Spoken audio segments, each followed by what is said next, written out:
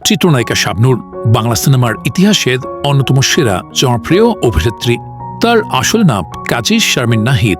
দুপুর হলেও বেশিরভাগ মানুষ তাকে শুধুমাত্র শাবনূর নামেই চিনেন। এক সময়ের পর্দা কাঁপানো এই অভিনেত্রী এখন আর সিনেমায় অভিনয় করেন না। তিনি কবে নাগাদ আবারও সিনেমায় ফিরবেন সেটাও সকলের কাছে অজানা। তবে লাখ লাখ শাবনূর ভক্তরা চান তাদের প্রিয় নায়িকা শাবনূরকে আবারও নতুন সিনেমায় দেখতে।